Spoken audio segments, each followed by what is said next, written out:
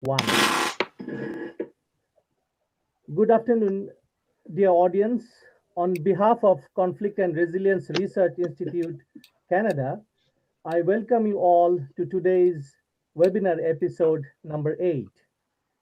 Our today's theme is Black Lives Movement and Race Relationship in Canada. We have chosen the theme consciously because of what we are going through now in North America in general and Canada in particular. It reminds me of people gathering in thousands peacefully around the globe to protest against structural racism, police brutality, inequality, and hate. Our society has never witnessed such a groundswell on the matter of race and injustice and the way we treat each other in the recent past. So it naturally begs the question, what is the root of this movement? I understand it is a unanimous answer, injustice. But the hard part is, how do we see ourselves being unjust to each other? What do we want to do to redress the current situation? And how do we break up the status quo? And last but not the least, how do we envision our future together? I suppose in laying the background for today's discussion, it is useful to visit some of the undying words from Reverend Martin Luther King, and his title of the lecture was March on Washington. I have quoted some parts of his famous speech just to put today's situation in perspective. Our viewers might find it intriguing to learn how much we could progress from the past situation in addressing race relationship. Or we may ask, have we regressed instead? And here is a very brief quotation from the famous speech, and I just thought that it is worth remembering his words. And I quote, "Five score years ago, a great American in whose symbolic shadow we stand today signed the Emancipation Proclamation. This momentous decree is a great beacon of light of hope to millions of Negro slaves who had been so seared in the flames of withering injustice. It came as a joyous daybreak to end the long night of their captivity. But 100 years later, the Negro still is not free. 100 years later, the life of the Negro is still badly crippled by the manacles of segregation and the chains of discrimination. 100 years later, the Negro lives on a lonely island of poverty in the midst of a vast ocean of material prosperity. 100 years later, the Negro still is languished in the corners of American society and finds himself in exile in his own land. So we have come here today to dramatize our shameful condition. And just I'm skipping some part of it and quoting the next part. I quote, "But we refuse to believe that the Bank of Justice is bankrupt. We refuse to believe that there are insufficient funds in the great vaults of opportunity of this nation. So we have come to cash this check, a check that will give us up and demand the riches of freedom and the security of injustice." Unquote. And I hope these undying words will encourage us. And I was just watching an interview with Angela Davis, which was aired just yesterday on 25th June. The show's name is Bottom Line. And in a wide ranging conversation on fairness and justice around the world, Angela Davis told Al Jazeera's Steve Clemens that the recent demands for change sweeping across the US are different from protest movements she had witnessed before. And we all know her background in civil rights movement as well. And she was saying, the interviewer, that what's so exciting about this moment is that we are recognizing that racism is indeed institutional and structural. And she also said it is embedded in the very fabric of this country, and we are trying to figure out ways to begin to initiate the process of elimination of that racism, I unquote. Dear audience, it is setting up the background for today's discussion. And before we go and introducing our esteemed panelist, let me acknowledge the treaty acknowledgement. Conflict and Resilience Research Institute Canada is located on original lands of Anishinaabe, Cree, Ojibwe, Dakota, and Dene peoples, and on the homeland of Métis Nation. We respect the treaties that were made on these territories. We acknowledge the harms and mistakes of the past, and we dedicate ourselves to move forward in partnership with Indigenous communities in a spirit of collaboration and reconciliation. So, ladies and gentlemen, without further ado, let me introduce our esteemed panelists today. First is Mr. Devon Clunis. He is the former chief of Winnipeg Police Services, as most of you know, and he is currently the president of Clunis Consulting Group Incorporated. And our next speaker is Dr. Brian Rice. He is the professor in the Faculty of Kinesiology and Recreation Management. Our third panelist is Gerald Newman, and he is possibly well known by all of you who have tuned today. He is the co-chair and founder of Peace Building Committee of Rotary Club of Winnipeg. He is the chair and co-founder of Rotary District 5550 World Peace Partners, board members of Honoring Indigenous People, and the HIP Committee for Rotary Club of Winnipeg. Our next panelist is Nwora Azubike. He is a student of Master of Human Rights, Faculty of Law at the University of Manitoba. And the last panelist today is Kyei-Poakwah. He is the international student of Joint Masters of Arts program in Peace and Conflict Studies, Arthur V. Morrow Institute for Peace and Justice, and St. Paul's College. So here we are with all the panelists, and now we'll get into our deep discussions. Ladies and gentlemen, our first speaker, Devon Clunis. Devon, just unmute your mic, please. Okay, can you all hear me? Yes. Excellent. Well, thank you for having this discussion and inviting me to be a part of it. We'll get right into it, and I appreciate that you started with quoting Dr. Martin Luther King, and so I'll begin with another part of that famous speech where he said, "I have a dream that my 4 children will one day live in a nation where they will not be judged by the color of their skin, but by the content of their character."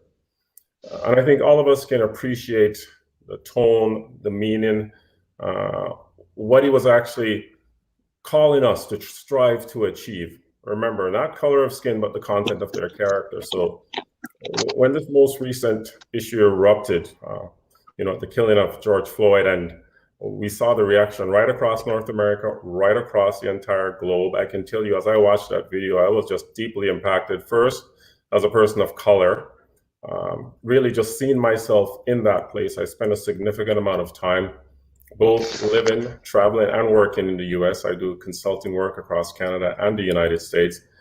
And I know what the relationship between people who look like me and the police and just the culture there is like. So I really saw myself. But secondly, as I watched that, I just saw myself as just a member of the human race. And I think it doesn't matter what color of the skin the person was, under the knee of that officer, I think you should be absolutely outraged. But the third reaction I had truly was recognizing, as I said, working with police officers, I was a police officer for 29 years, but the vast majority, 99.9% of the officers come into this occupation to really make community a better place. It doesn't matter which community they're in, and recognizing that the actions of these specific officers was now really tarnishing the badge of every single officer. And then I grew deeply concerned as I just watched the type of dialogue that was taking place, that it was just so divisive in nature. We started hearing the language of black versus white, police versus the community. And the piece that really concerned me was just the sense that, policing or the culture of Canada is exactly like what we're witnessing on television about the culture of policing and the very nature and culture of Canada being reflective of what it is in the US. Now, hear me clearly. I'm not naive from a nation in our country, absolutely. But if you speak to anyone who spent any amount of time in the United States, particularly people of color, they will tell you it is not exactly the same. Now, that is not saying that we shouldn't be dealing with it. But my mindset was we need to be dealing with this in the context of the Canadian culture, the climate, what we're dealing with.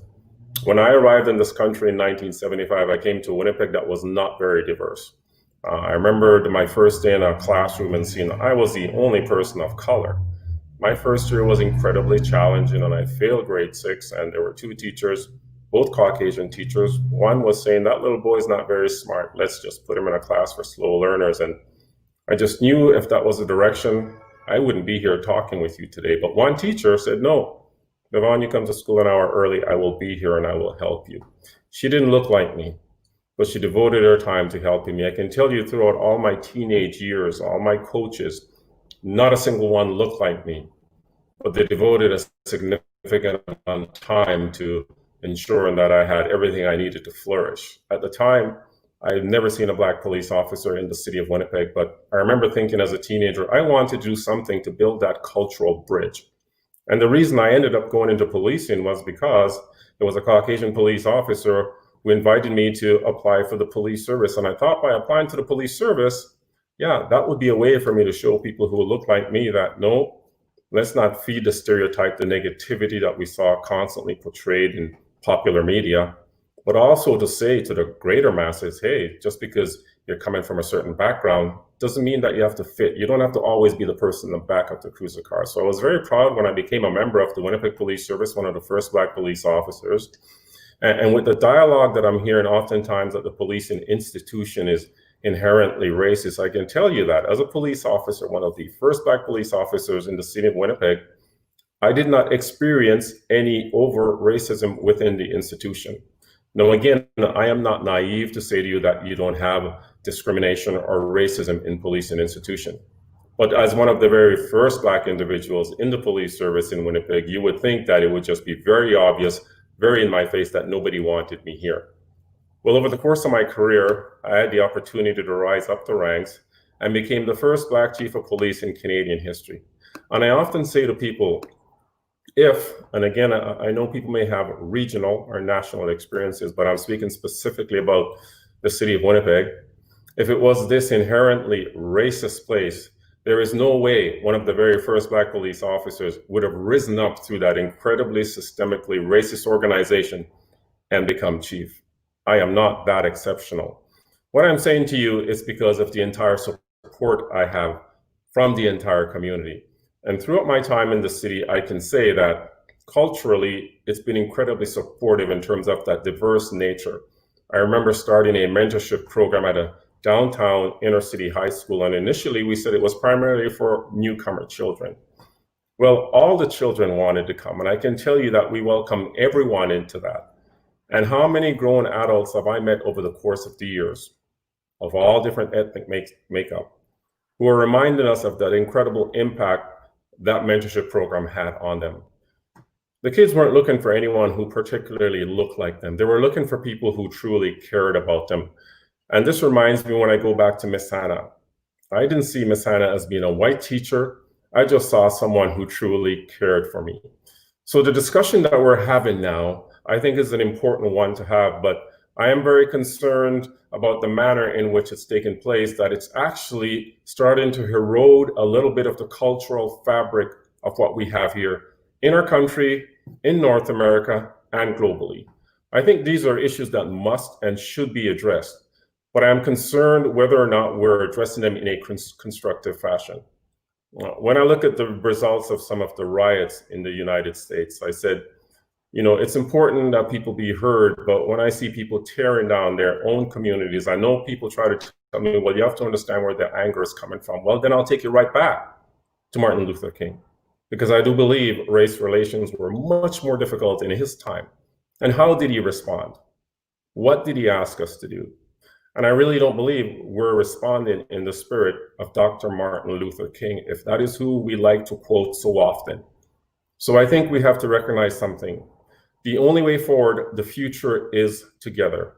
And I think there's a better way for us to advance this message, because the dialogue of white versus Black, how does that bring any type of unity? I can tell you that I was at the protest in our city because I wanted to be there for two reasons: to show that I support what was taking place, but also hoping just my very presence would bring a sense of calm to it. But I have to be honest with you. I saw people saying very clearly to people, white people, that you cannot be here, you cannot be in the circle. I can understand our anger and our frustration at that point, but what are we doing? Is this really a constructive way forward? When we hear people talking about defunding and dismantling police, I said, I can understand people's frustrations, but we have to really step back and really evaluate what are we asking for, because I can tell you this without any doubt. The people who are calling for the dismantling of police, if there were no police, they will likely be some of those who are most negatively impacted. I believe in the concept of defunding police. That's what I called for in our city when I took over as chief of police. I said, let's start dealing with the social issues that is at the root, rather than continuing to increase the police complement. We never once increased the complement when I was chief of police, but we had a significant reduction in crime and community cohesion. These are things that we have to be doing, working together. So I do believe it's important that people stand up and march and that we protest. But I also believe we have to have a collectively positive outcome in sight. And right now, the way that we're advancing this message is not bringing any sense of unity in my eyes, and I think we can do a better job of it. It has to be done, but it's time for us to come together, all of us around the table, because the only future for Canada, the only future for community and society is all of us in this together in equality.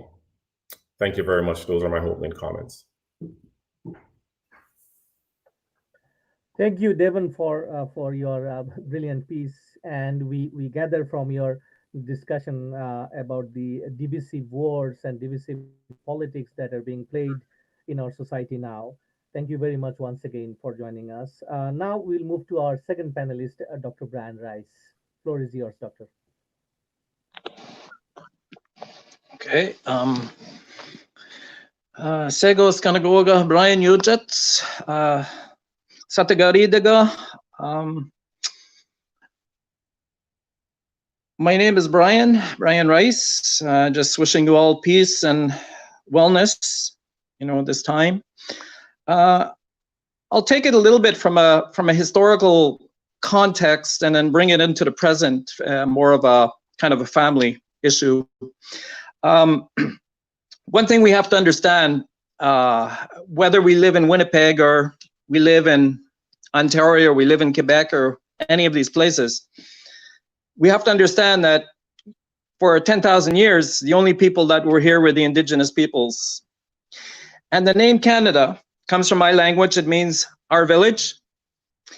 The only people who were referred to as Canadians were the Indigenous people for about 40 years of contact.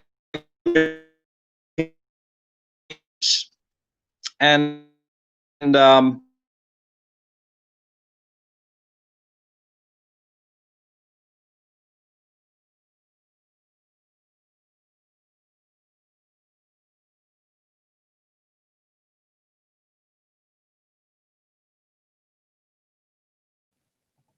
because neither could speak. Okay. The reason I'm bringing this up is because it took till 1960 before you could be recognized as a Canadian, as an Indigenous person, a First Nation person. Okay? 1960.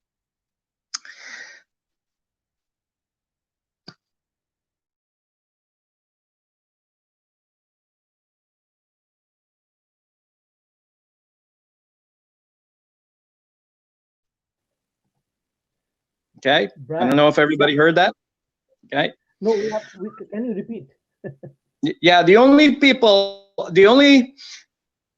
took till 1960, okay, so that First Nations or Indigenous peoples in Canada could be referred to as Canadians, even though they were the first to be referred to as Canadians from our own language. My dad, who's Mohawk, from Ganawage, okay? Just tell you a little story. He was darker than I am. 16 years old, he joined the service with his brothers. World War II. He was a prisoner of war, fought bravely, got many medals. When he came back home to Canada, he got a job at a place called Vickers, and he was going to be a welder.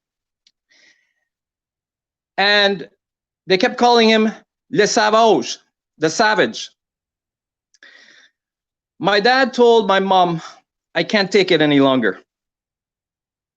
I spent time in a prisoner of war camp. I was in the most elite unit, one of the most elite units in the service, and I'm being called a savage by people who didn't go to war, who didn't fight. He left, and for 7 years we didn't see him again. He went on the street. That was the experience of my dad, and that affected us as children. Because when my dad came back, I wanted to follow his life. And so because I never had a dad before, and when he came back, he was trying to get well and everything else, I started to live out the role that he had played for himself, living in a destructive manner. And that's how it was affecting the kids. My grandfather went to residential school. Okay, he was an orphan, so it wasn't the RCMP just coming and taking him away. He didn't have anything. I saw him in a census in 1908 called Manitoba Residential School. Now, this begs a question for me, okay? Very important question from a family perspective. Some of my uncles became abusers of their children, okay? My dad wasn't, but some of my uncles. And so I was part of the TRC, and when you hear these stories, you begin to question about whether that experience had affected my father and my uncles, and even my aunt. We don't know for sure. But my question was always, for my dad and for my uncles, why? Because my dad always said this. He said, I would have wished I would have died with my soldier brothers. I wish I would have died with them. And my question has always been, why couldn't you die for us? Why couldn't you live for us, actually? Not die, but live for us. He couldn't. He was incapable. Something happened in that process. Something happened in that process of the family that may go back to war experiences, residential school, all of those types of things. That history, that long history, okay? And so it had a deep effect on my life and the rest of us, the racism that he experienced. So I never experienced the racism some others experience because I'm lighter skinned, you know, but I certainly experienced the effects of it because it affected our lives growing up, who we became and what we were going to want to be and everything else. And it was only in time that when I started going through that healing process that things started to change for me. And I started to believe in my life and everything else. And I was in 1981. So I've been free from all of that, this self-destruction for 39 years. Now, I see that self-destruction occurring to people who are not healed, who've not gone through that healing process. And it doesn't help when the things that my dad experienced they're facing today. I have a friend. He's been sober for quite a few years now, doing really well. He's Native, he's visibly Indigenous. He got a good job, bought a nice car, and a bunch of police officers stopped him, pulled him out of the car, what are you doing? Came out with guns, he said. What are you doing here? Started to razz him and everything else. And this was a guy who was trying to change his life, and only because he looked like he was perhaps more wealthy because he had been successful, did he felt he was being razzed for. Like he was a pimp or something, And so I hear that experience, and I think of my dad's experience, and I see that thing still going on. And those are the types of things that discourage, because he told me, my friend, he told me, I don't know if it's worth it. I don't know if it's worth this, becoming successful, getting sober and doing these things. Because I'm not feeling like I'm being treated any different. Or that somehow somebody is jealous simply because I'm successful. Or not accepted because I'm not successful.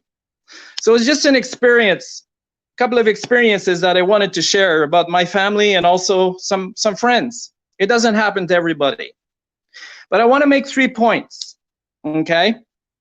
3 points that are arguments that are made for those who want to keep the status quo, okay? Just 3 points, and the arguments that they use. There's one we hear all the time now. It's the all lives matter argument, okay? All lives matter argument. And so I've just written this down. Of course, all lives matter. The problem is that some lives matter less. When those lives matter as much as other lives, we'll be able to say all lives matter equally. And that's my first point. The second point that they make, most cops are good and shouldn't be blamed for the actions of a few. And I agree, being a police officer is a tough job at the best of times. And there are a lot of good police officers. However, when bad cops do bad things, they are often protected by those who are good cops. And we see that happening a lot. We see it on the news. Cases even today on the news. When good cops protect bad cops, they become complicit in the actions of the bad cops and are no longer good cops. That's the way justice works for most of us, okay? If you're complicit and you don't stand up, then you belong to that. If you're a criminal, it's the same, okay? You don't have to do the action. Here's the third one. I hear a lot. All societies have suffered from some form of racism or discrimination in the past. That may be true for many. However, you're not suffering now. For some societies, the racism and discrimination hasn't ended. This is a contemporary issue related to the past, not simply a past issue. So people will bring up and say, well, get over it. It's in the past. It's not in the past. It's contemporary, okay? Now, I heard Devon Clunis, I guess, talking about Canada being different. My dad went back to the United States from Canada because he served in the American service, because he had more rights in the American service. So he is right in some sense. But my dad felt more at home in the US because of his service, because he was treated with respect by a lot of people because he had served, okay? He didn't get that treatment when he came to Canada. So it's a different side. We're Mohawks. We live on both sides of the border. This was our homelands from Ontario, Quebec, New York State, what they call today. Those were our homelands. There was no border before. Okay? And so when we look at it, we look at the idea of being Canadian differently. Because our homelands encompass not just a barrier that was put between what we call today the United States and Canada, but territories that are part of both. And in fact, just to give you a little example, I'll stop pretty soon. Give you a little example of the problems this causes. There is one reserve called Akwesasne, which is a Mohawk reserve. The American border travels right through the reserve. So you're on the Canadian side or the American side of the border under different laws, different state laws, different provincial laws, okay? Different federal laws on both sides, different band council, tribal council, traditional council. And so it creates problems for everybody. The lack of acknowledgement of who we are as Indigenous peoples and what our rights are. So we view it differently, being a part of this process. And it's not going to ever be the same as somebody else. That's all I got to say. Thank you. Thank you very much, Dr. Bryce. And I would say that it was very much pertinent sharing and listening to your personal story and personal journey. And we appreciate that you have focused and connected past to the present. Our next speaker is David Newman. And as some of you might have seen his background, he leads. Hello? We can hear you, David. Good. And what I was trying to introduce David, that he works with the Honoring Indigenous Peoples Committee from the Rotary International. So now we'll listen to David Newman. David, floor is yours. David, can you? Yeah, you can go ahead. Yeah, you can go ahead, David. You're good.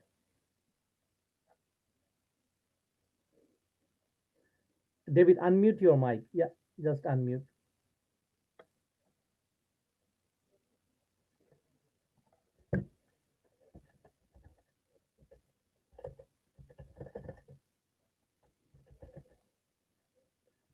David, just unmute the mic.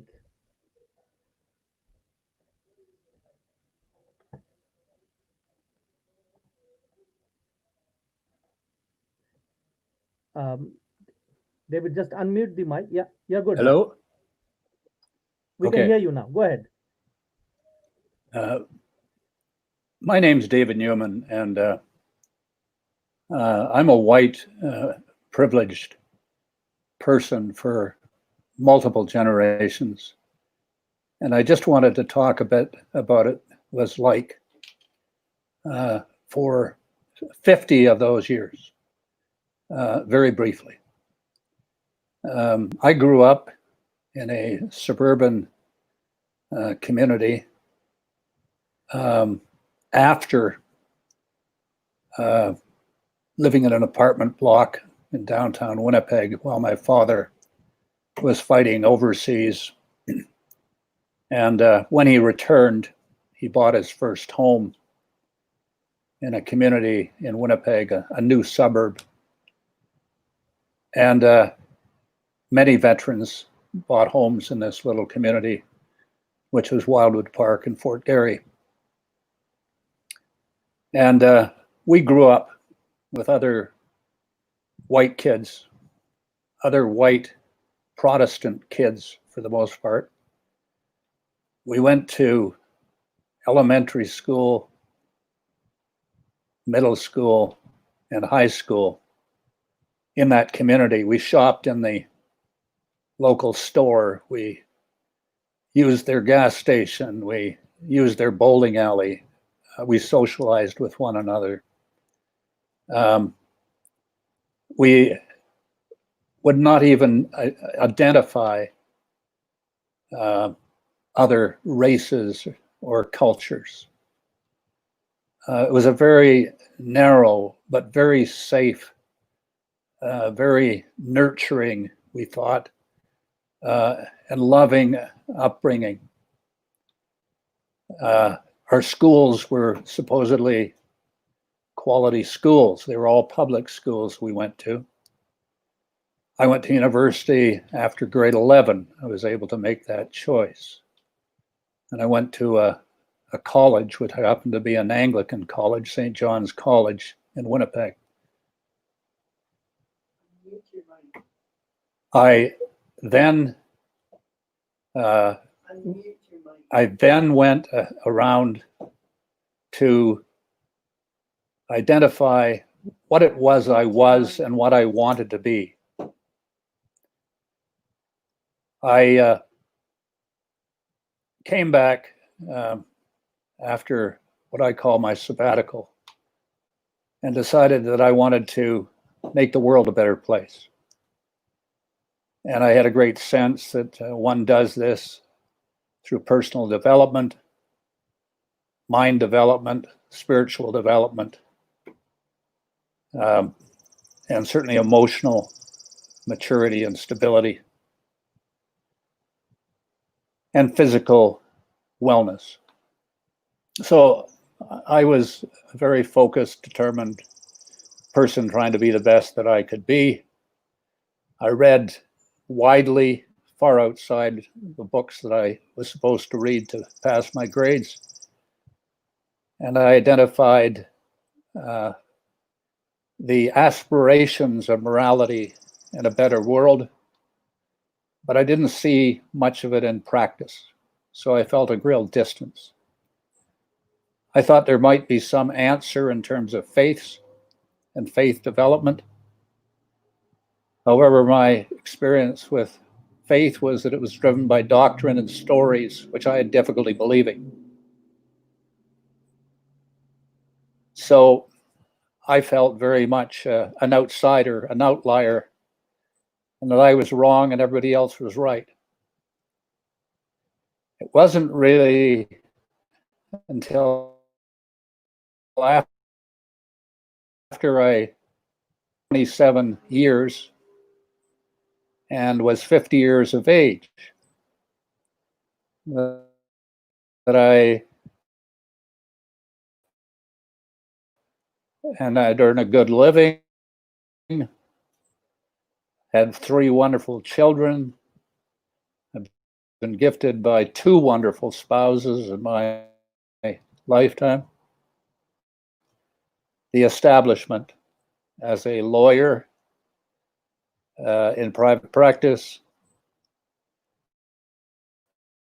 as a person became a managing partner, then felt empty and chose to offer my public service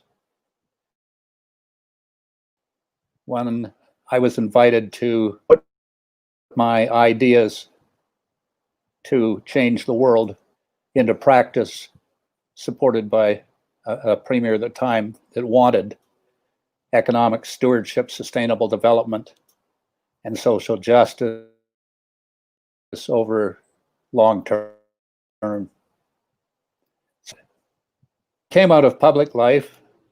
I then believed that anything was possible. But then I ran into the realities again. Being there, this is for me, because we need people who are prepared to embrace what appear to be impossible challenges. David, your voice is breaking up. Can you just check your audio, David?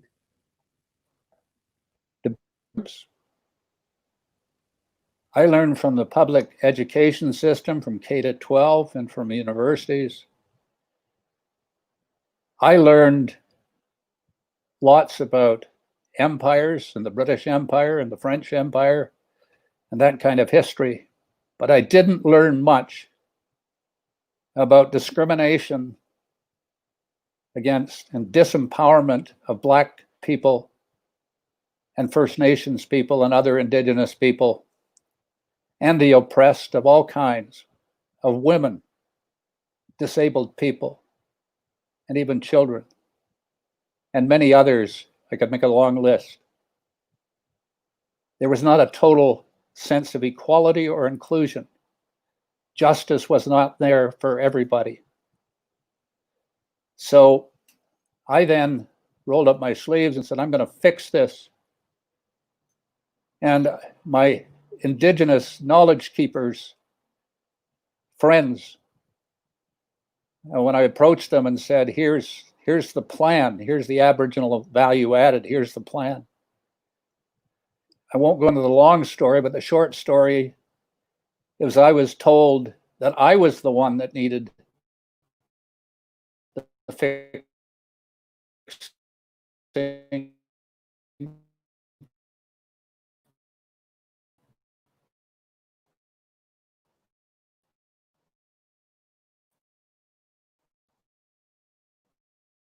Devon Clunises of the world, of Brian Rice, Nwora, Kwadwo,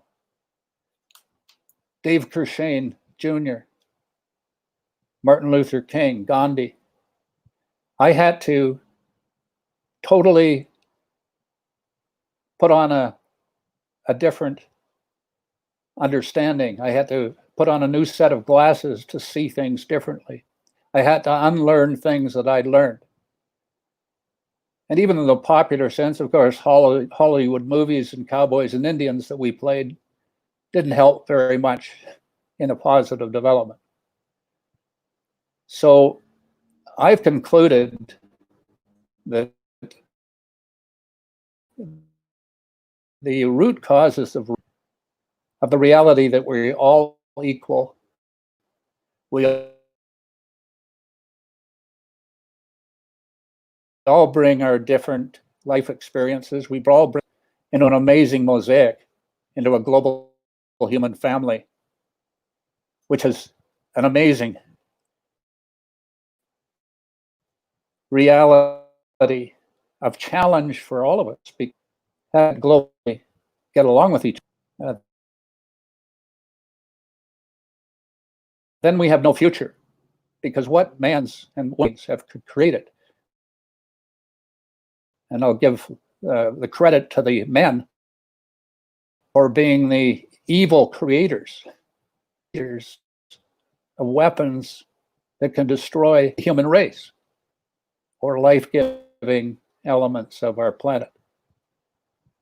And we've done the same with an economic system which is threatening.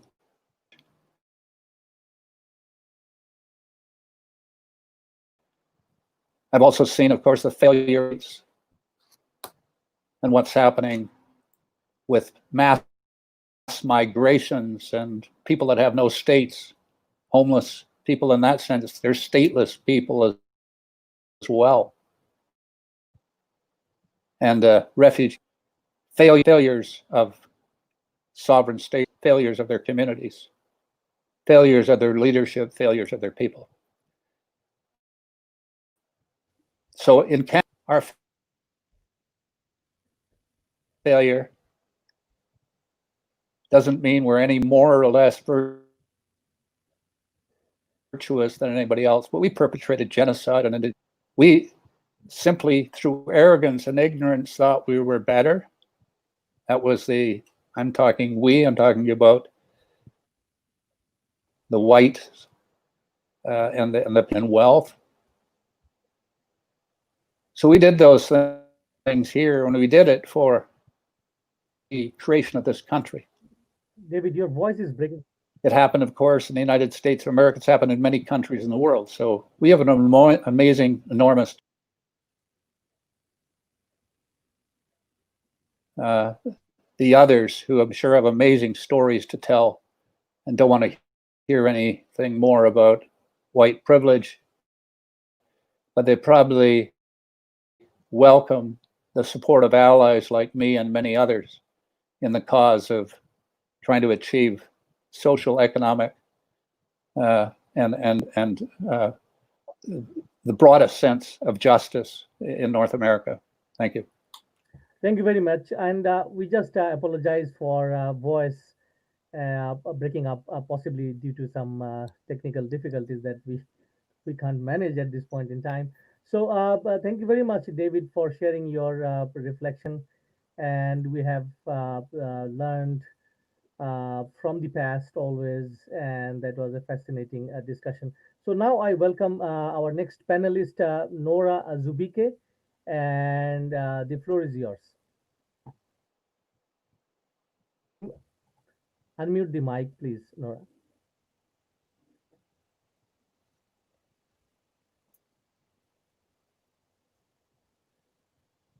Unmute the mic, yeah. Just unmute the mic. microphone.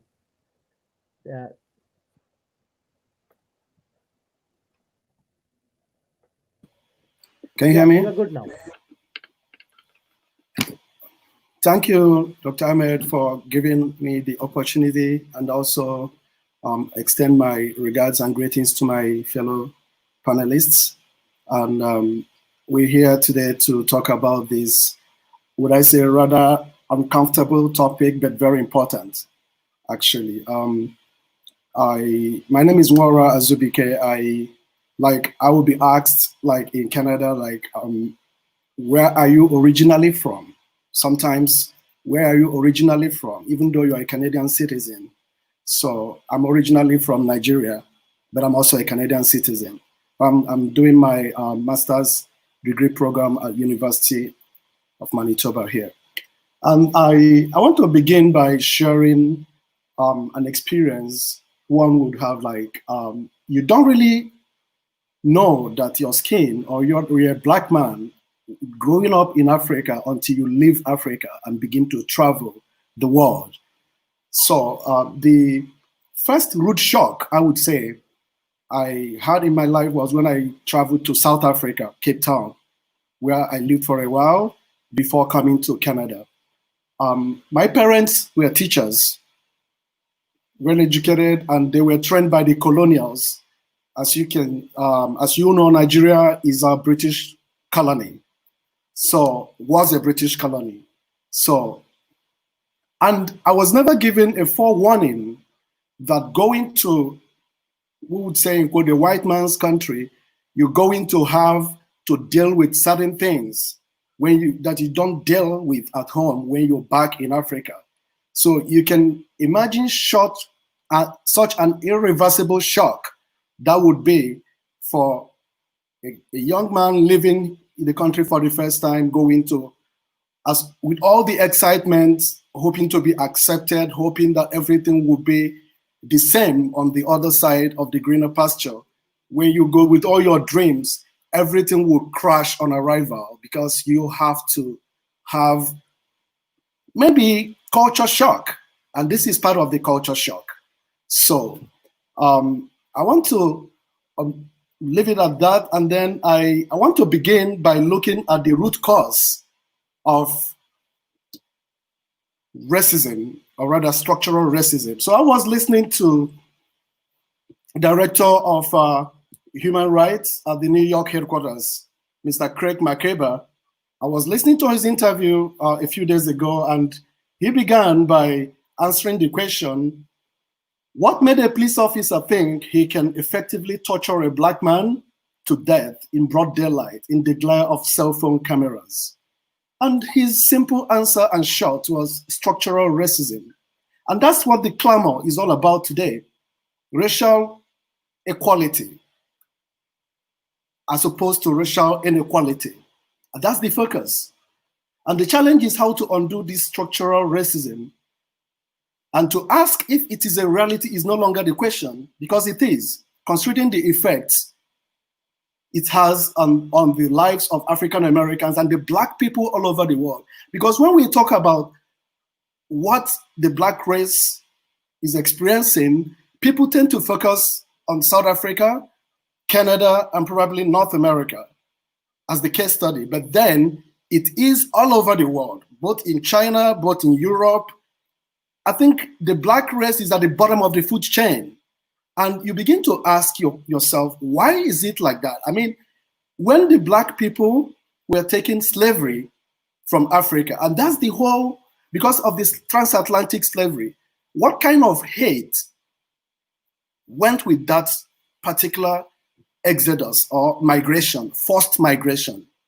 So I begin to look at it in a way that is a challenge, because the African Americans, this particular structural racism has cut across both the civil, political, and economic rights of the people, all the 3 generations of human rights.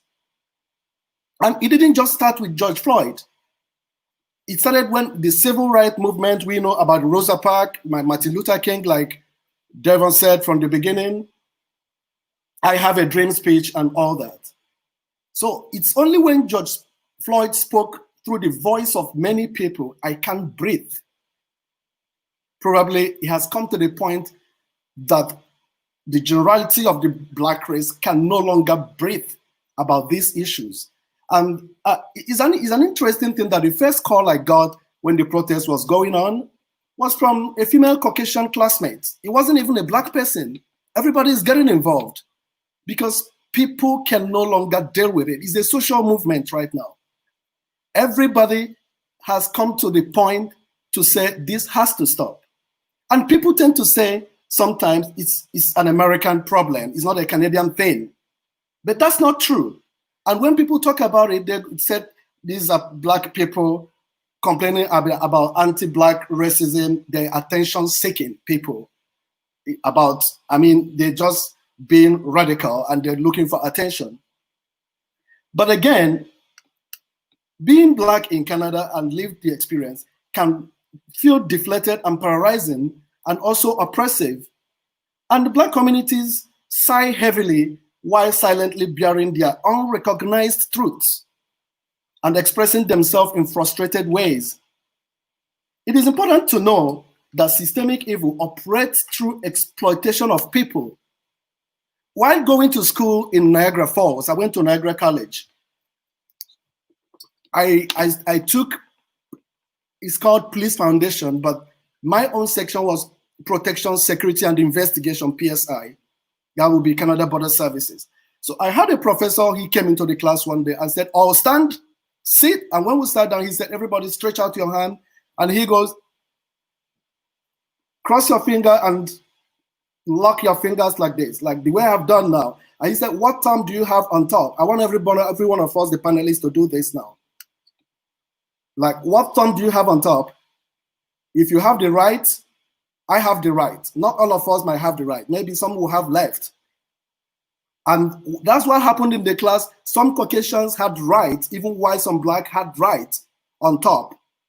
And some people had left the other way around. And he told us, this is to show you that racism is a social construct. It's not a biological construct. If it were to be a biological construct, you wouldn't have a Caucasian and an African locking their hands and having the top overlapping the whole fist to show that the thumb is at the top. You can just have it like that if it is a biological construct. So going forward, we look at the power arrangement and ideologies. And the power arrangement in the society, we look at the visible minority and political powers. And looking at political powers, look at values and practices and policies. And that asks the question, who are the policy makers? We look at the overview of the structural racism, we look at mass atrocities, we look at human rights abuses in all ramifications, we look at institutionalized violations, we look at the role of individuals and citizens, because these things are internalized both ways, both the Caucasian race, both the Black, both the Hispanic, both the Native. It has been internalized. It depends on how one is receiving it. And when it comes to interplay, we have a whole lot of commotion going on. So this is a social construct we have to deal with. And we can unpack it. It's breakable. We can break it. Let's not behave as if we cannot be broken. So next we look at the challenges. To remove those structures, we have to get to the root of the problem. It's in conflict resolution. When you go into conflict and peace building, you have to get to the root of the problem. You don't comb it on the surface superficially. You have to get to the root. So getting to the root of the problem, and that's how the demonstration and all the clamor for Black Lives Matter. That's what we see on the street today. And what that is telling us is that is a metaphor for decolonization of powers and revisiting human rights. Because the Black people in America has been held to the ground by structures in the governmental policies. The Caucasians are also calling for this. It's, like I said, it's not just the Black people. So how do we break it? We go to the root and we look at the genocide. When we look at genocide, we look at, I call transatlantic slavery was a genocide because it was a structural, it was a cultural genocide. The people were taken from the land forcefully. They lost their social identity. They lost their religion. They lost their cultural heritage. They were taken. They were not even taken by permission. They don't even know their name. They were given names. Their history was rewritten for them. Over time, they didn't know what to tell their children. Even if you send them back to Africa today, they don't know where to go. They are lost people. So that's a genocide right there, an ethnic cleansing, because they've been removed from their own land to another land. It's crime against humanity. And then we look at governmental power, we look at the apparatus and institutions like the police is a government institution to enforce these policies. We look at the judiciary. How do people get incarcerated? You have to go through the judicial process. Who are the people in charge? How are they structured? And then we look at the Jim Crow laws in the United States that lasted for like 200 years in the southern part of the United States. And these things are persuasive. It's not just like the United States alone. It spills over across to Canada because people will sit across the fence and then relate what is going on. If Jim Crow laws will make people prosper, like keeping their slaves, prospering in business, slave owners in the North would follow the same route. Even though it's against the law in the northern part of the United States, with the 14th and 13th Amendment, Jim Crow laws set historical precedents that we're seeing today. That's where it all came from. Segregation. The black man and the white man cannot drink from the same fountain faucet. They cannot sit in the same bus together. They cannot be in the same swimming pool. You cannot stare at a Caucasian woman. You cannot go home. You cannot, there's coffee imposed. You cannot go to the same schools. So Jim Crow laws begin to look at social stratifications. And till today, I'm looking at this spillover. It still inspires alt-right and neo-Nazi movement and the Confederate movement today. That's where it's all coming from. But and then you look at also what we call the white privilege, like David said, and then the white supremacy. That's a movement also, just like the Black Lives Matter movement is going on. But the quick question I have right there is, what appetite does it satisfy to enact this kind of law for 400 years ongoing to this generation we are here today? And the second question, again, let me kind of flip the question again the other way around. What kind of appetite is insatiable up to now that it cannot be stopped? For 400 years up to now, what is it that you see when you look at somebody? When you look at a human being, we talk about human rights is the right we have for being humans. But the personhood in that human is also important. Do you perceive it when you look at the person as a human?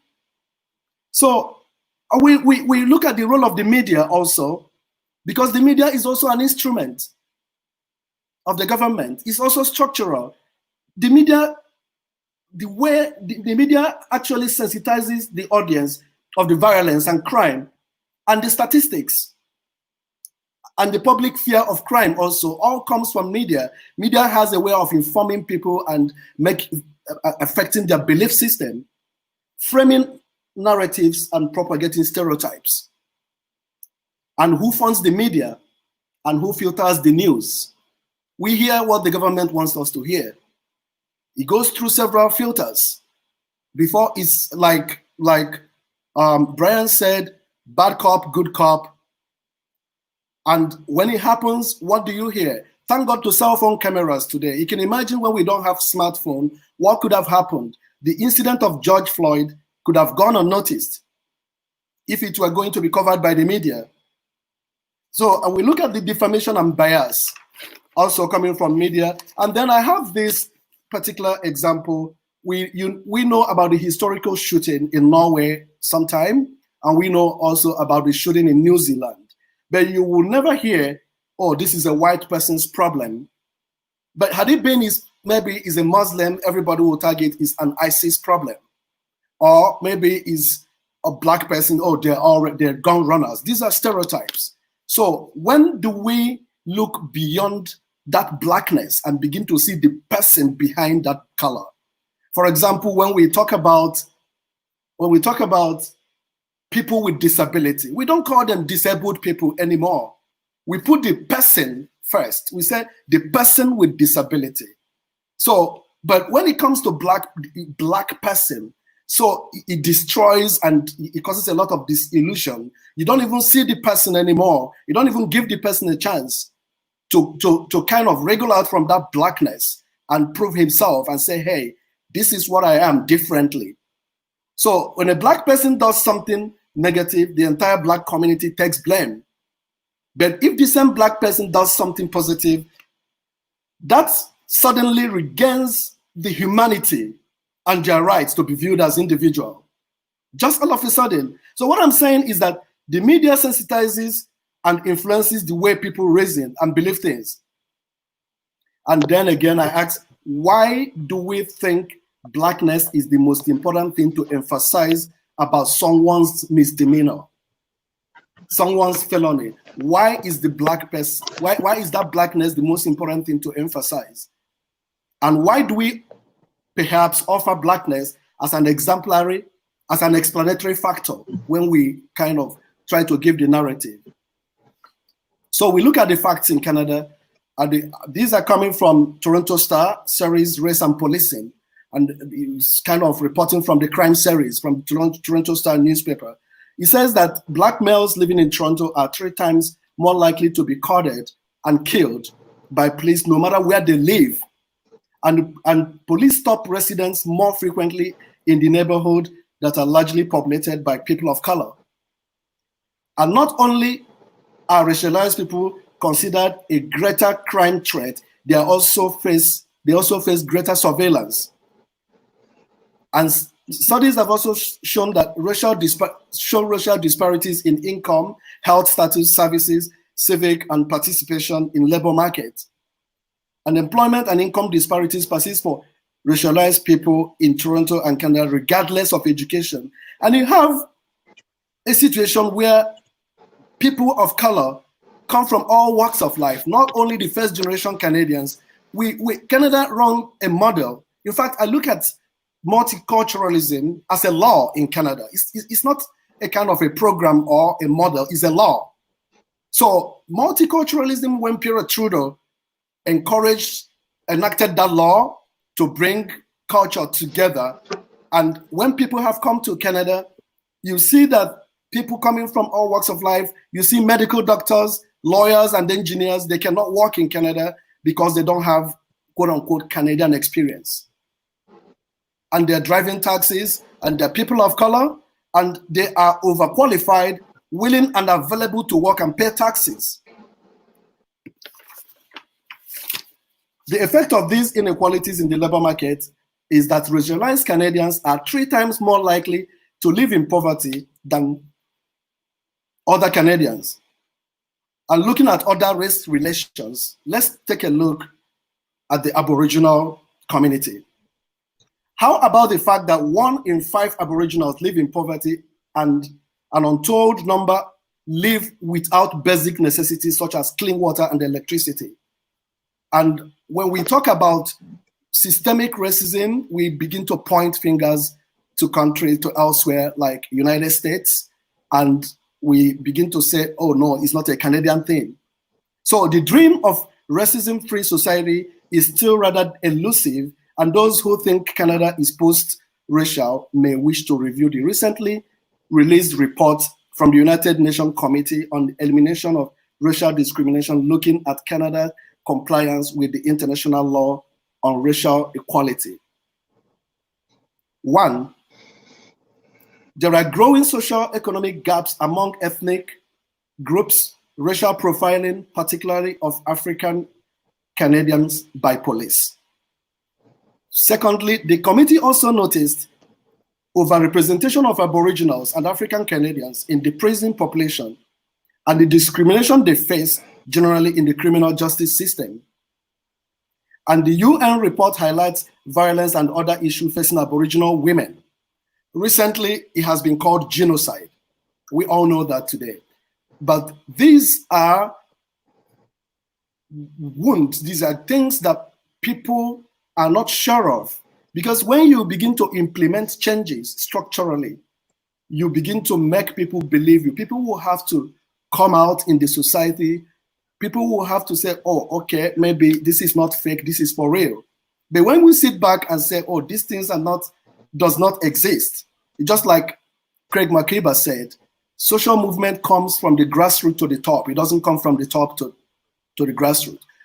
Human rights is not given on a platter of gold. People have to say, I cannot breathe, and come to a point where they make the government, where they make the civil society, where they make the United Nations and all other human rights institutions there turn around and listen, and this is the time. So when I look at the solutions, they talk about firearms. United Nations have made laws to restrict firearms and use of arms, crowd control, and arrest and detention.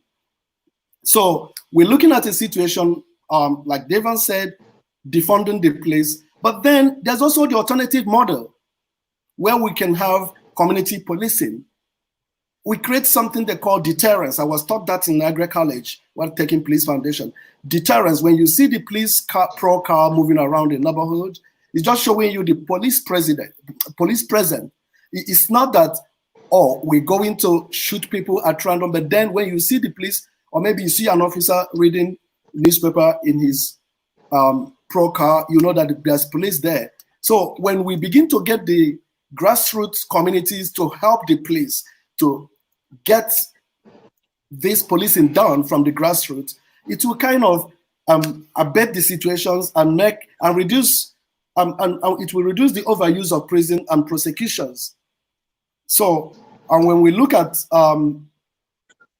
the parliament in Ottawa and the Prime Minister's office, the Prime Minister has actually come on air to say there is actually structural racism in Canada. And many parliamentarians, especially the Black Caucus, I was reading the Hill Times, Parliament Hill, the newspaper, it was actually, they call it out straight up. They told the Prime Minister, if you can respond rapidly to COVID-19 with emergency response benefits, it also means that you can actually respond to structural racism in the same way. And it's a matter of priority. Naming it is not enough. You have to do something about it. Implementation. And when you begin to implement, you'll be surprised how much the diversity of Canada is going to support you. And when we have to also take a look at the political spectrum, because political spectrum tells you how the political parties stand and what they stand for. Because signing that document, while I was reading it, I found out that the Conservatives and the Bloc Québécois were kind of reluctant at first. They were looking at it as if, oh, structural racism, they're not too sure. But now, I can tell you that that document has 197 signatories with 32 cabinet ministers' signature on it. And they're going to reconvene in Falls and look more into this matter. I will leave it here. Thank you. Thank you very much, Nwora, for, I would say, the brilliant presentation. And he actually touched about structural part of our problem that we are talking very frequently now. Just to be conscious about time, our last presenter panelist today is Kwadwo, and he's a master's student at the Peace and Conflict Studies. So without further ado, Kwadwo, the floor is yours, and please unmute the mic. Thank you. Okay, thank you very much, Dr. Ahmed. My warm regards to all the panelists. Usually, from my experience, when you are the last to speak, you notice that most of the things you want to say have already been said or noted by those who come before you. But I will try as much as possible to go through some few points that I believe it's very important that we also highlight as well. My name is Kyei-Poakwah. I'm an international student from Ghana. I'm with the University of Manitoba, the Peace and Conflict, at the Muro Institute of Peace and Conflict. As an international student, I'm going to purely speak from my opinion from what I've seen here in Canada, because being born and growing in Africa, particularly in Ghana, you do not experience the issue of racism because everybody there looks like you, right?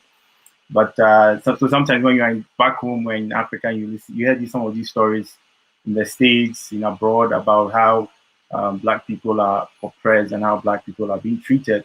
Sometimes you just read it, but when you really come here in Canada, then you experience it at firsthand, it becomes a cultural shock. And I've been in Canada, I have experienced some kind of racism, one way or the other. I've experienced it personally by myself. I've also seen other people of color also experience it. A classic example was my first work I had here in Canada. I had a colleague who was First Nation, and I think, and among all the employees there were only about 2 people of color. There was we're 3 people of color. Sorry, it was me, we're 2 Black people, 2 people of African descent, and 1 person of Aboriginal descent. And I witnessed firsthand how specifically he, being of Aboriginal descent, even being Canadian, being born and bred in Canada, how he was treated by the Caucasians in our workplace. And he was sort of, and everything he did, they were not happy about it. They complained so much about it. And later on, I got to hear that they fired him and kicked him out. And that's some of the realities I've come to understand here in Canada, that as much as we see it blatantly happening in the US, in Canada here, nobody walk up to you and say, hey, go back to Africa or go back to where you came from. But systematically, there is institutional racism that goes on in this country. And I would begin with a history of the Black Lives Matter movement. I believe it started, it's not a recent movement, to be honest. I believe the first slaves on the first ship that were heading to America, there was a movement against that kind of oppression that was going on. I believe the first Black people that were put on a ship, oppressed, and they fought against that kind of racism that was going on. You take it from the people like Natana way back in the period of slavery. You come down to the Jim Crow laws, the civil rights movement by Martin Luther King, Malcolm X. Then you bring it back to recent memories. You realize that Black people for so long have been fighting for just equality. And that is why we say Black Lives Matter. It's not as if we are saying other lives do not matter. They do. But when, for a long period of time, one particular group of people have been systematically oppressed, they've been through slavery, they've been through colonialism, they've been through Jim Crow laws, then it means those lives really matter less, like how Brian emphasized. Those lives really matter less. So like when this thing happened, I was having a discussion with one of our Caucasian colleagues, and she was asking me, she thought race relations would improve. She thought there was a progress in race relations. And my response to her was, it's two-sided, as a matter of fact. But I believe, people give the argument, well, Obama was voted as president of the United States.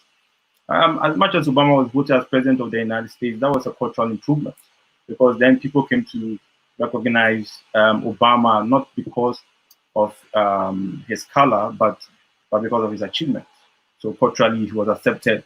And at the same time, in my view, in my personal opinion, at the same time, I believe the election of Obama as president of the United States was a reminder to the white supremacists in America that things are rapidly changing in their society, and therefore they must be more strict, and they must rise up and once again fight for that white America that we all believe in.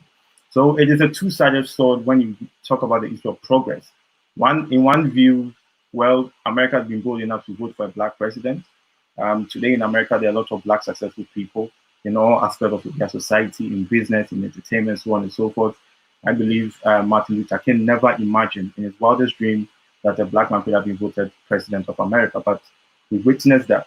But like what everybody here has said today, structurally, there is still racism. There is still some means of oppression, and I will begin the structural oppression first of all with the police brutality against people of color.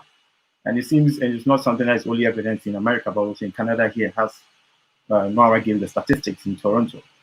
That the police institution itself, I see it as one of the legacies of colonialism that has been inherited, in the sense that the police response to everything as violence, as much as the colonial authorities did everything that they were under colonial administration, that any way they respond to any means of protest, anything that respond to any means of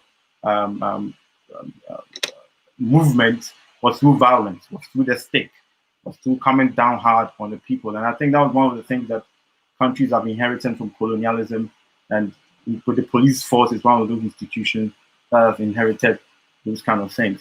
So I believe the structural racism still exists. In countries like the United States and even here in Canada, structural racism still exists. But the difference between the United States and Canada, I believe, is that in the US, people are blatant racist. I mean, they would say it in your face. But here in Canada, nobody walk up to you and say those kind of nasty things. But those racism still exists institutionally.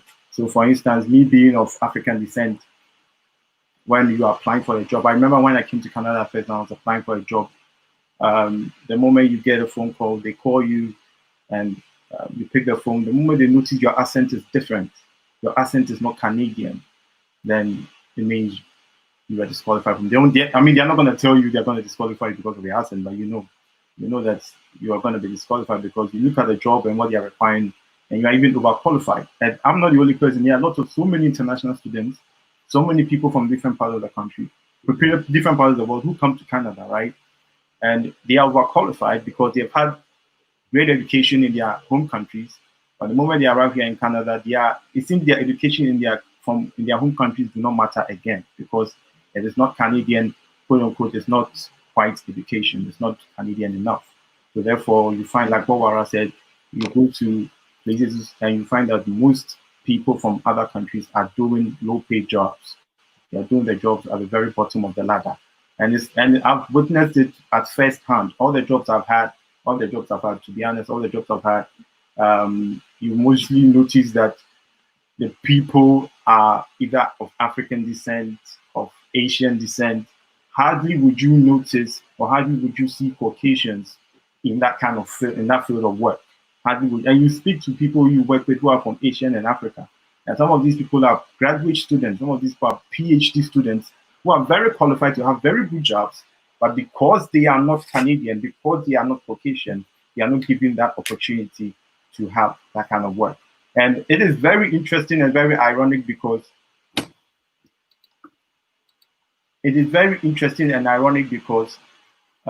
Canada is a country that prides itself on multiculturalism. When you're outside Canada, the slogan is Canada is a land of multiculture. Canada is a land of diversity. Everybody's welcome here. Everybody has a great opportunity to be here. But when you get here into the country, you realize there's a cultural shock that, well, this is not the Canada that I believe was there. And in fact, you will notice that the multiculturalism that Canada is talking about is more of culture, the insensitive aspect of culture, such as food, clothing, entertainment, music, so on and so forth. But when it comes to issues like affirmative action, the multiculturalism simply does not exist. And I think this is also born from the fact that Canada as a country fails to acknowledge certain aspects of its history. Canada as a country fails to acknowledge the aspect of its history where slavery existed.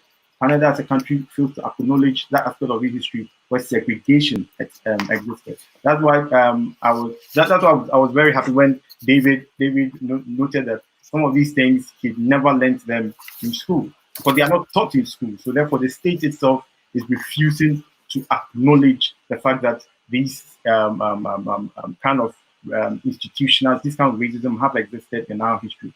And the first point of addressing every problem is to acknowledge it. If we do not acknowledge it as a country, there's no way we can move forward with it. If we do not come together and say, yes, this is what we did in the past, we were wrong, we cannot move ahead with it. So as much as Canadians believe very strong, but a lot of Canadians even believe strongly that racism does not exist in their country. You speak to some of them and you'll be surprised when you give them some of these examples and experience that you've had. They are very surprised. Oh, really? Is it happening here in Canada? I'm like, yes, it's happening right here in Canada. It exists. Structural and institutional racism exists here in Canada. That, in the sense that it's so structured and institutionalized that it's not even taught in the classroom, that we as Canadians had this kind of history. We had a history of segregation, we had a history of slavery. It's not acknowledged. I remember when I took a trip to the Human Rights Museum, I think the beginning of this year, I noticed that the part of history where there was segregation and slavery in Canada is really, really, really exhibited. You don't even notice it until you probe further, then you know, okay, there's just something small written about it. There's something very, very little. And in fact, the issue of colonialism is not even exhibited throughout the entire museum. And this is the Museum of Human Rights. And colonialism, slavery, segregation are one of the most biggest issues, human rights atrocities that have ever existed in the history of mankind. And here is a museum that does not even recognize these issues as human rights atrocities. So back just to give a summary of all that I'm saying is that the racism exists. It's not as blunt as it is in the United States. But that does not mean we must not address it. We still must address it. It's institutionalized, it's structural, it exists. And the first step that Canada can take to address the issue of racism is to acknowledge it. It's not just the Prime Minister coming out to say, well, racism exists. The whole nation, it takes the whole nation to acknowledge that racism exists and we must do something about it. Yeah, so I would bring it to a close there, then we can continue with the discussion. Yeah. Thank you very much, Kwadwo, for laying out and sharing your stories with us. And that kind of completes our formal discussion with the panelists. And we have heard all of them. And some of the distinct themes that came out from the presentation of the panelists are structural part and aspects of the racism that prevails in our system, and also the past, how it is connected to the present. And especially we have heard Devon Clunis and Professor Brian Rice, David Newman, and all of them spoke about their personal history to this the topic that we are discussing today. So before opening up to the questions that we received from the audience, and as expected, a lot of questions regarding police and use of police force in Canada and US, as we understand. But I will just sift some of the questions because just for the limitations of time that we have. But before taking the questions from the audience, I do have two questions that I would like to start putting up before the panelists. So my first question is to Devon Clunis. Devon, you spoke about the problem of divisiveness that you see in addressing today's discussion about race and policing. So do you see or do you feel the need of reform in our current policing culture, if I may say so? And given your huge background in policing, can you share some of your thoughts about police reform?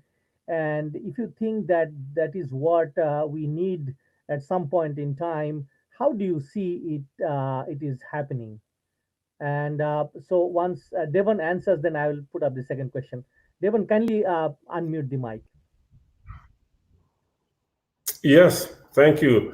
Absolutely. As I said, when I took over in 2012 in terms of policing, I immediately started calling for police reform because in 2010 I became a superintendent. I almost retired because I felt the police service wasn't being all that it could be to the community. So I started talking about crime prevention through social development, which was a radical term back then, and everybody thought maybe I was on another planet. Crime prevention through social development is highly recognized universally as the most effective form of policing. I gave a presentation to over 200 leaders across the country on Tuesday where I talk about the fact that we have to reform. Part of it is philosophically looking at the role that we need to play in community, looking at who we're hiring, because as I said in the past, people are hiring people who just want to go out and fight crime. We have to look at how we're training these individuals. We have to look at the reward system in terms of promotions. So the entire philosophy and concept of how we see policing in the community has to change. And I really challenge the police leaders to be part of that in concert with the community. So I think you'll see there's some very enlightened policing leaders in Canada that is actually on the forefront of this. I often tell people, and it's hard, I guess, when it's in your own backyard, but trust me, I know what policing is globally and in the US. We have some of the best policing you'll find anywhere. It doesn't mean it should remain status quo. What I'm saying is that we should continue to be on the forefront, listening to what's going on in the community right now and responding to it effectively to create the next paradigm for policing, because it has to change. And that's one thing I tell leaders consistently. It has to change in concert with the community. Thank you very much, Devon, for a very succinct reply. My next question to Professor Brian. So we have heard about our indigenous, way of understanding social conflict. So we also heard a lot of time about structural component of racism. So would you be able to unpack your understanding of the structural racism for our audience? And the reason I'm posing a very direct question about unpacking the so-called structural racism, but I mean, it comes from the comments from the commissioner of our CMP very lately, when she was asked by the journalist what if she would believed about the existence of structural racism in the RCMP. She initially said there is nothing called structural racism, and later on she deflected and she kind of acknowledged yes, and what she quoted, unbiased or unconscious, racism. So, and she also said that she got hold of 12 definitions of structural racism that exist in literatures and studies. So that is why I have, for the sake of audience and us, and given your academic background, can you actually tell us what you understand or mean by structural racism? Thank you. Unmute the mic, Brian.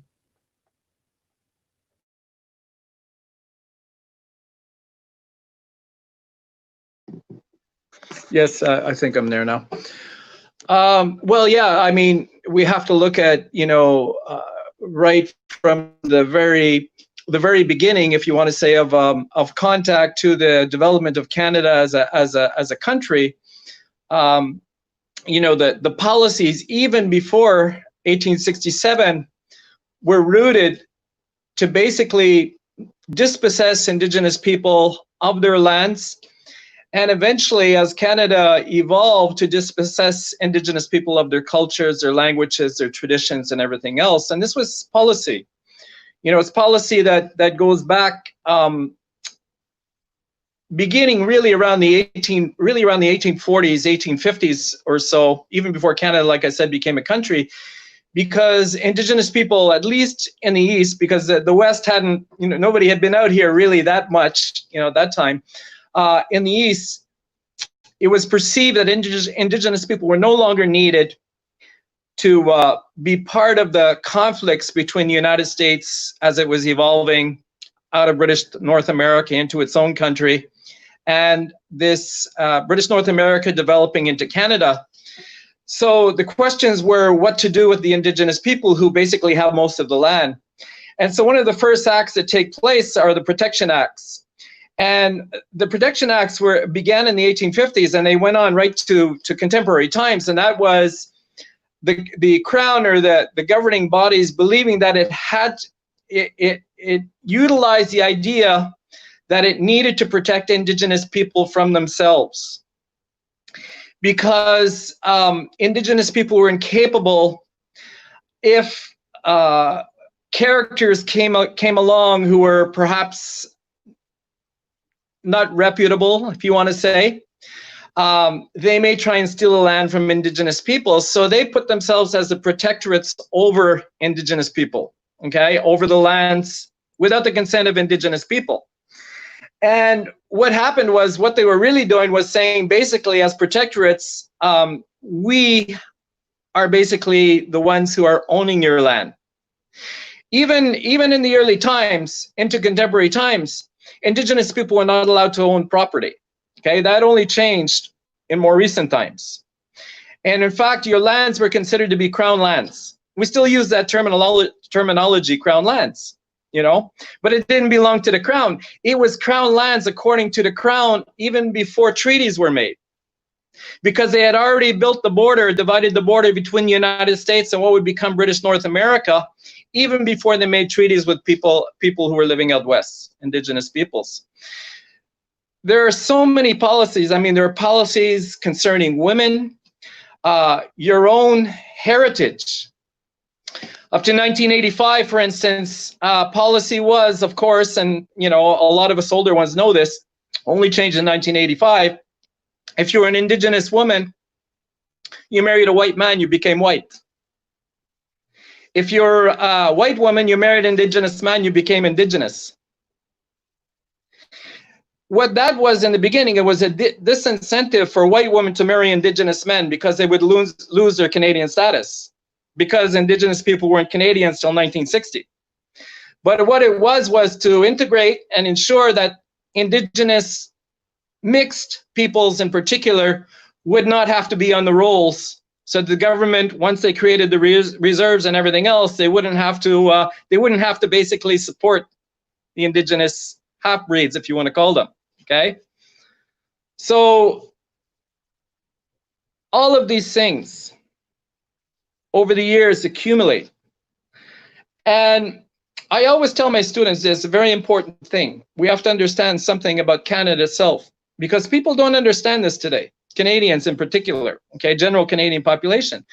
The Canada that began in 1867 is not the same as the Canada we have today. It's a ever-evolving process, and that includes concerns towards indigenous people, whether they Métis, so-called Indians, or Inuit, okay? Our Constitution only came the first time when really, well, I want to say something. The first time, Canadians don't even know this, there were no Canadian citizens till 1947. You were a British subject, okay? Canadians think they became Canadian in 1867. They weren't. They were British subjects. The treaties themselves were all signed with the British Crown. They weren't signed with the Canadian government because Canadian government didn't have authority till 1923 to sign treaty. 1923, they were given the authority by the British Crown, and even the Constitution in 1982. Pierre Elliott Trudeau had to go to England to get consent to have a constitution, which did not include indigenous peoples at first. But through lobbying and protest, Section 35(1), Section 25, indigenous people finally got included into the Constitution of Canada, okay? So it's part of the change and the evolution of what is taking place in Canada. But we're not there yet, obviously. Okay. Thing I try and tell students is to understand that we are in an evolving process. It's not the same as it was in the past. It's not going to be the same in the future. But how we evolve will be the issue. Okay. How it ends up to be in the future for all of us was going to really tell what Canada really stands for or not. Okay. Thank you, Dr. Brian, and we have a fascinating answer from you, giving a very large landscape of evolution of Canadian citizenship. Thank you. So I'll now go to the question directly now from the audience. And before that, we had an audience, but somehow I don't see him now.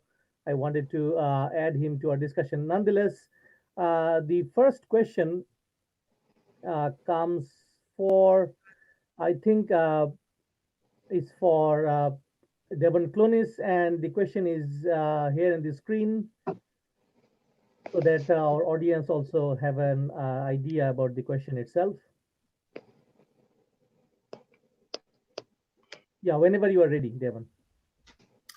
Yes, absolutely. No, I'm absolutely in agreement with the reallocation of funds. And as I said, when I became the chief of police, I actually met with our premier here, because back then it was a regular thing to give additional funding to the police for police officers. And the premier had a very nice conversation, and I said clearly, no more money for police, which you would think that's odd for a chief of police to say. But I say, here's other things that we can do to make this actually palatable. So I do believe we need to do that. As I said, we can't just disband police, because a lot of the calls which are now coming to police, if you simply said you're going to defund the police without creating a mechanism within the community to deal with those issues, that's where I said the people actually most in need will be the ones most negatively impacted. So I am all for reallocation. That's what I stood for as the chief of police, but I'm just saying we need to do it intelligently. Because there's a protest, and you see in the US, some governments are immediately making these announcements. I think you might be creating significant jeopardy. The idea and the concept is sound, but we have very intelligent, learned people, some right here on this line, people in academia who can actually help us to do it in a productive way. And so that is my concern, is that people are just knee-jerk reaction. And what often comes out of that is something which is negative for everyone. So it's important. Oh, the second part of the question, in terms of systemic racism. Oh, we've just discussed it here. Absolutely, it exists. It exists in all of our institutions. And here is what I say. In terms of policing being on the forefront, when it's displayed, it's far more visible.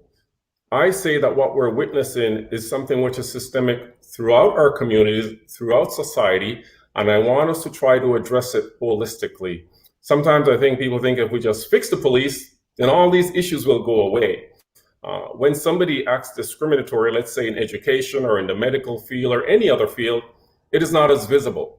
So I'm saying, yes, it does exist in police and institutions, and we need to deal with it. But let's not fool ourselves and think we're going to fix policing and then suddenly discrimination and racism is fixed. I want us to deal with this in a very holistic approach. That's what I like to say. Thank you, Devon. The next question is for David Newman, and here it is.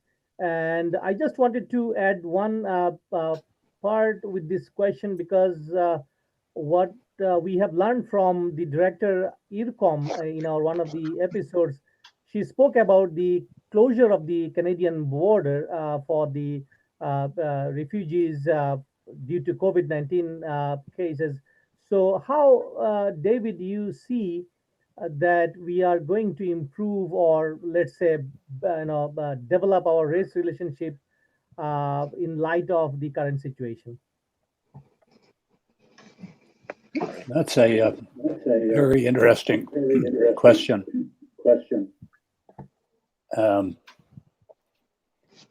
I think what it says about race relations today is that the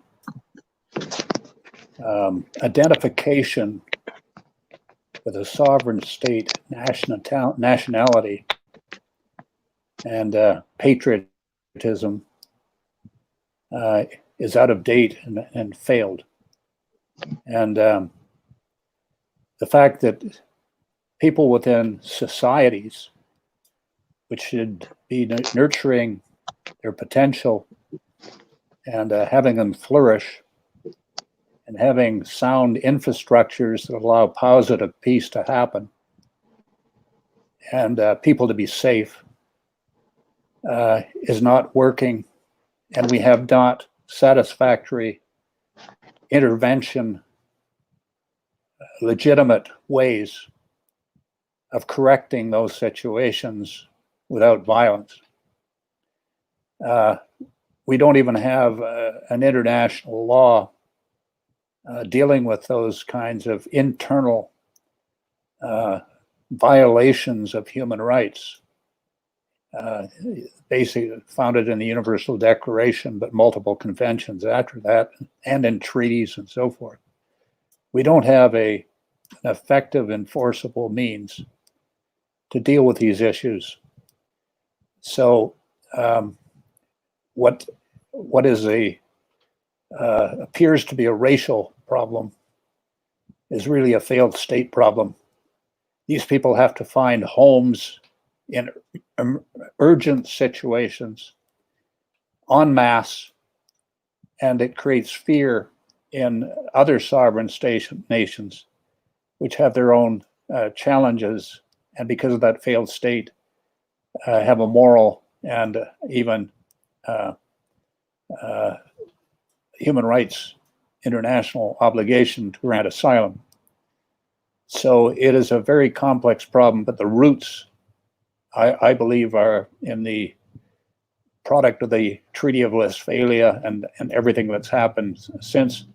We have not evolved, using Brian's very wise words, we have not evolved globally in ways necessary to prevent these horrible things happening to human beings within the global family. Thank you, David. So the last question we are taking from the audience today is directed to Azubike, and here it is. And for you to answer and go through this little broad question, but it does address the current parallel movement going on in North America, I would say, as a researcher myself, and especially when we hear terminology like Antifa to be banned and to be designated a terrorist organization. So that brings this whole discussion into today. How do you deal with these parallel movements? Unmute the mic, Azubike.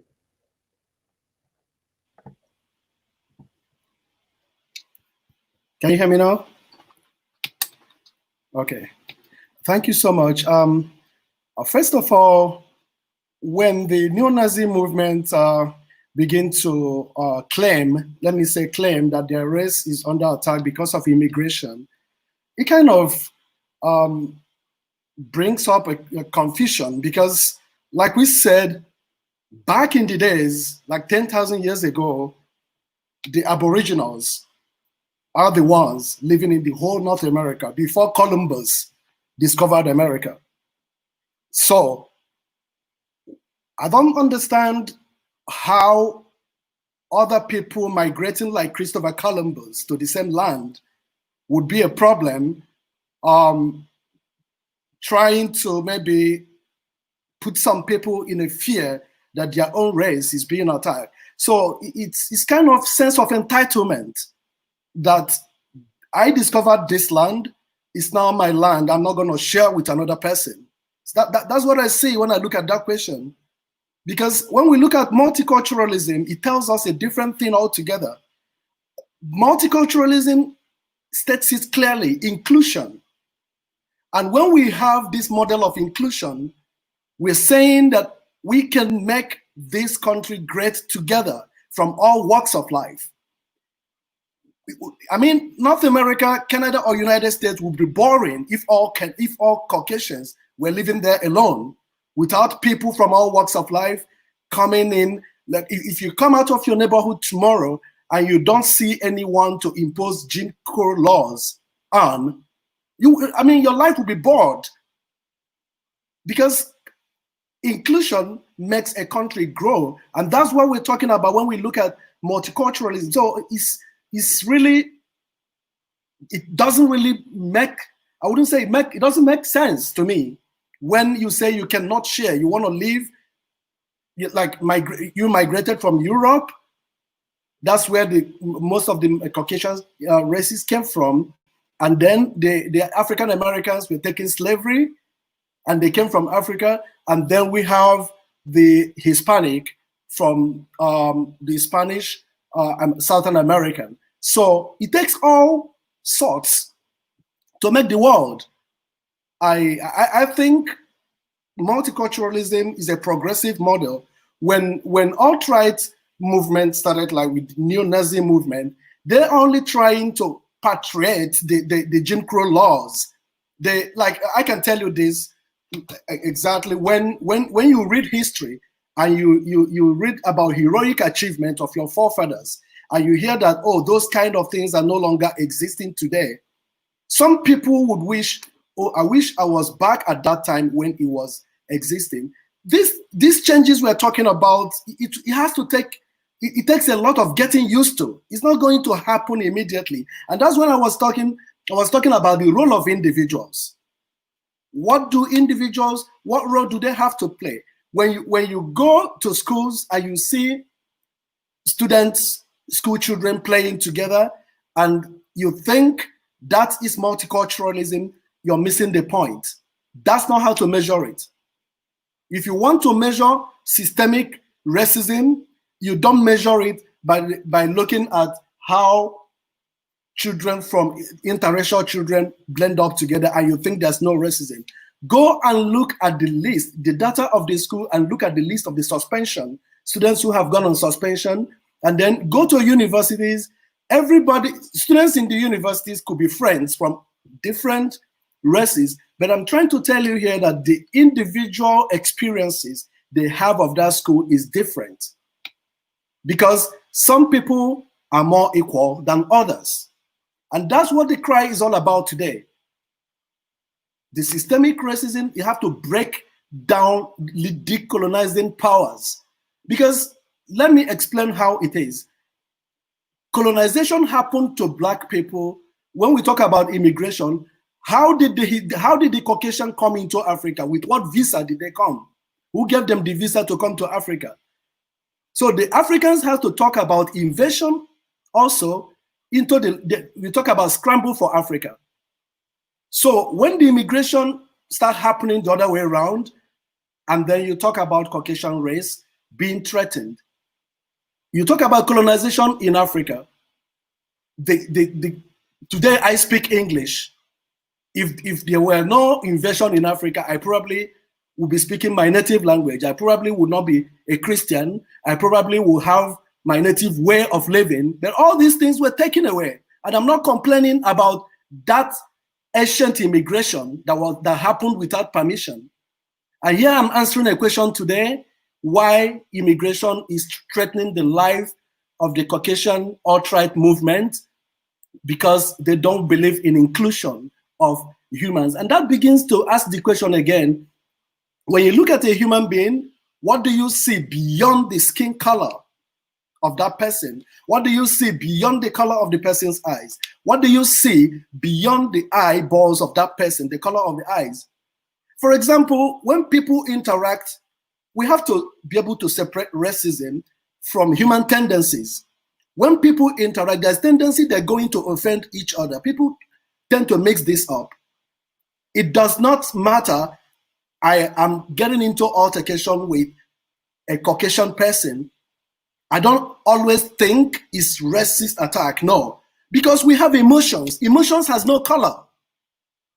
Human beings have emotions. It has no color. So why don't we look at other things like that when we express ourselves in that manner? So I don't think that's a valid argument, if you ask me. That's my submission. Thank you, Azubike. So we are at the absolutely end of our session today. So before we end the session, we typically request all the panelists to say their last words. So in this part, we will start with the sequence that we had before. So I would be requesting Devon Clunis to say something as a concluding remarks, last words, and then we'll follow the sequence. Next, Brian Rice, David Newman, Azubike, and Kwadwo. Thank you. Well, thank you for, as I said, for the invitation to be here. I truly appreciated what everyone had to say, and I guess the common theme for me, or where I would like us to go, as I said, I recognize and I appreciate so much of what Brian had to say, because you take us about the history of this country, and I'm an immigrant to this country as well. Very thankful that I get the opportunity to live here, but also recognizing there are many immigrants. And as I said, for me, the only way forward is together. That is the only way we're going to have a Canada that serves everyone, and it is together. And right now, I'd like to see us take steps that would build it. For me, it's all about diversity, inclusion, equity, and every action I take, I say, will it lead us to that destination? And that's what I'd like us to do as we move forward from here. Thank you. Dr. Brian now. Unmute the mic, Brian.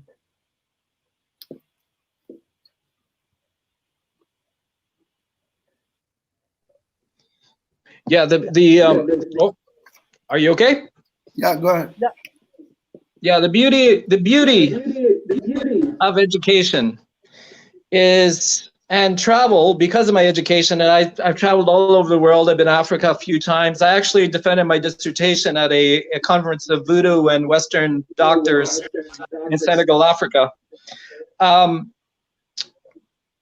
The beauty of education is, especially from an Indigenous point of view, is when I talk about our perspective, and I have a lot of new immigrants coming in, we see a commonality of experience.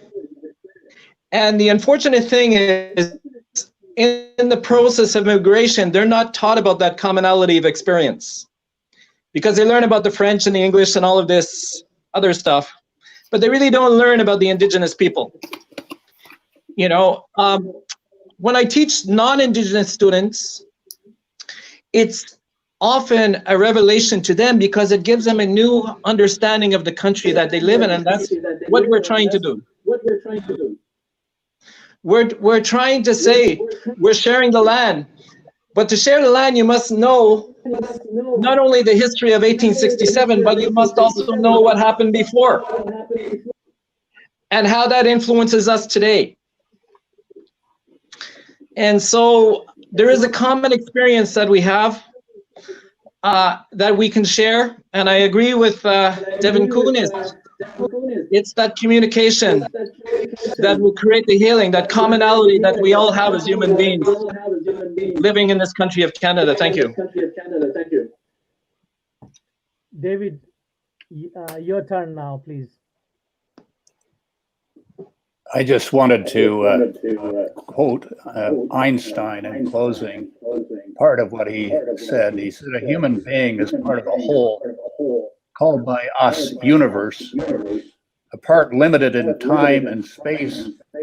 He experiences himself, his thoughts and feelings as something separated from the rest, a kind of optical illusion of his delusion of his consciousness. This delusion is a kind of prison for us, restricting us to our personal desires and to affection for a few persons nearest to us. Our task must be to free ourselves from this prison by widening our circle of compassion to embrace all living creatures and the whole of nature in its beauty. When we grasp the full significance of these words, it will help us to overcome the blatant individualism and narrow nationalism, opening our eyes for solidarity and peacefulness, and dealing with Devon's and our city's challenge in policing. The reform of policing and investment and redeployment of resources within policing. In Winnipeg, we call we call our police peace officers. And that's what they are. Devon was a leader in that way. Inspector Bonnie Emerson, who is a Rotary Peace Fellow, is an inspector in charge of peace, community police unit. She's that kind of person and trained and educated in peace and conflict resolution. Dr. Bob Christmas, staff sergeant of over 30 years, is an amazing peace builder and has a PhD from the Moral Center of Peace and Conflict Resolution. So that's the kind of police service we have the potential to build on. And the legacy that was left by Devon can be built upon. So now it means structural change. So how do you do that? City of Winnipeg, negotiating collective agreements, improved legislation and policy, and redeployment of funding, so you don't have people carrying guns and wearing Kevlar vests coming out and picking up harmless, lost kids who have escaped the failed system of child protection in our province. And they spend countless hours doing that, and same with dealing with domestic violence. Why are police wearing flak jackets and guns doing that? So those are the kinds of things that require dialogue, that require hard work, that require policy change, different collective agreements, and a commitment of civil society to make these things happen. Thank you. Thank you. Azubike, you are next. You put the microphone. Yeah, your microphone. Okay. Okay. Oh, it went again mute. Just unmute it. Can you hear me? Okay. Okay, good. So for me, I would say inclusion, I would say New Canada, I would say presidents are persuasive. And I would also say good presidents are equally persuasive. So it wouldn't be a bad idea if Canada sets the precedent the US needs today by trying to bring everybody into this, making this interplay happen. The Aboriginal stories, like Brian said, when I came to Canada, I've mentioned that like the way the Aboriginal story is also told to new immigrants would also add to Canadian value, and the way the transatlantic slave story is also told to younger ones would also have to reframe their mind, the way they look at things. It depends on the attitude in the storytelling. It goes a long way. Different ways you tell a story will convey different messages. And this is what's the result of what we're dealing with today. And I think the reparative justice and the restitution everyone is asking for is inclusion. That's all. That's the inclusion. And then when we look at the ratio at the workplace gets even, like you no longer have person of color, one person, and then at the workplace you have 7 Caucasians in the same workplace, and you say, "Oh, he's represented," but he doesn't have a voice. So when you also look at the community policing, member of parliament should go to their electoral riding and make that happen, and also encourage people of color to even spread them homogeneously or rather heterogeneously in the political parties, because that's where policies are made. That's how they're going to have a voice in the parliament and make new laws. These are my submissions. Thank you very much. Mr. Kwadwo, you're next. Yeah, in conclusion, I just want to quote Martin Luther King. He says, at times, silence means betrayal. At times, silence means betrayal. So I think when it comes to the issue of discrimination, racism, it doesn't matter your race. So far as one other group is being discriminated, there's all of us our responsibility to stand up and fight for that group, whether it's indigenous rights we are talking about, whether it's people of African descent, of Asian descent, whatever the race is, it's all up to our responsibility to stand up and fight for all those rights. Like Devon said, togetherness. It's together that we can fight this discrimination and bring an end to it. And I believe one of the ways that people of African descent, especially, and also people of indigenous descent, can change policy is they must get into the boardrooms where the decisions are being taken.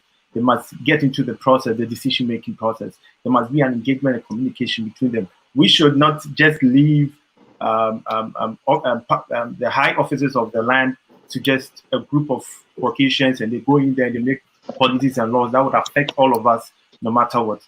Each and every race, each and every group of people has a responsibility upon themselves to get involved in the decision-making process, to get involved in the boardrooms, to own businesses, to get themselves in high places of authority, such as the police, so on and so forth, so that when the decisions are being taken, that is when the voice can be heard. Because no matter how much we protest, no matter how much we demonstrate, if we are all still just in the streets and we not find ourselves in those rooms, when the decisions are being taken, we will not be considered. So at the end of the day, we must find ourselves in those boardrooms, find ourselves in those offices that make decisions. So at the end of the day, we can have a voice in it. That is my conclusion. Thank you very much. I would humbly say that we are very proud to host you today. And we took a little bit of longer time, but I intentionally did not interrupt the lively discussion that we had. A couple of main takeaways, dear audience, that we have heard from esteemed panelists today.